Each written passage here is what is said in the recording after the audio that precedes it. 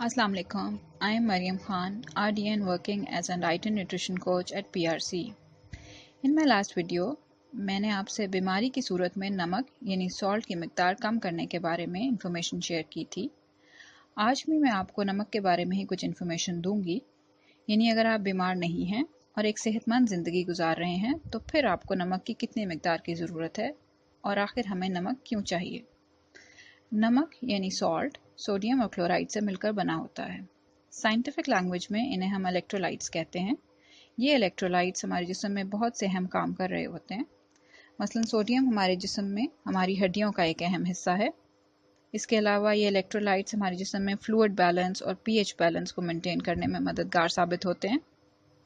Chloride हमारे stomach में present hydrochloric acid का एक अहम हिस्सा है और ये बहुत से दूसरे एंजाइम्स को एक्टिवेट भी कर रहा होता है। इन इलेक्ट्रोलाइट्स की कमी आमतौर पर देखी नहीं जाती क्योंकि हमारा जिस्म इलेक्ट्रोलाइट बैलेंस को मेंटेन करने के लिए बहुत से अवामिल से गुजर रहा होता है। हाँ, मगर अगर आपको शदीद वॉमिटिंग या डायरिया हो जाए या आपके बच्चों को शदीद वॉमिटिंग और डायरिया हो जाए या फिर आप बहुत गर्मी की सूरत में शदीद स्ट्रेनोस एक्सरसाइज करें और आपको शदीद पसीना बह जाए तो आपके अंदर नमकियात की कमी वाक़ई हो सकती है और इस कमी की वजह से आपके जिस्म पर काफ़ी मनफी असरात हो सकते हैं। ऐसी सूरत में नमक मिला पानी पीने की रिक्वेस्ट की जाती है ताकि कमी वाक़ई ना हो। अब मैं आपको बताती हूँ कि दिन भर में आपको नमक की कितनी मिकदार ज़्यादा से ज़्यादा लेने की इजाज़त है या WHO ने क्या रिकमेंडेशंस की हुई हैं। 1 साल की उम्र के बच्चों को सिर्फ 1 ग्राम सॉल्ट की ज़रूरत है। 4 से 6 साल तक के बच्चों को सिर्फ 3 ग्राम सॉल्ट यानी आधा टीस्पून नमक की ज़रूरत होती है और 11 साल से ऊपर के बच्चों और बड़ों तमाम सेहतमंद अफराद को सिर्फ 6 ग्राम सॉल्ट यानी 1 टीस्पून नमक की ज़रूरत पड़ती है दिन भर में।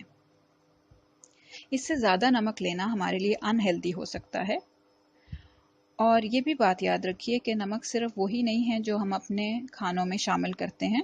इसके अलावा भी नमक बहुत अनदेखे तरीक़ों से हमारी ग़िज़ा का हिस्सा होता है।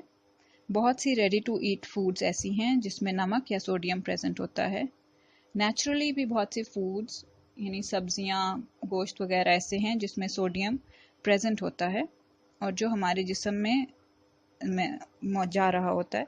इसलिए आपको अच्छी चॉइसेस करने के लिए इन सब चीज़ों का ख्याल रखना ज़रूरी है।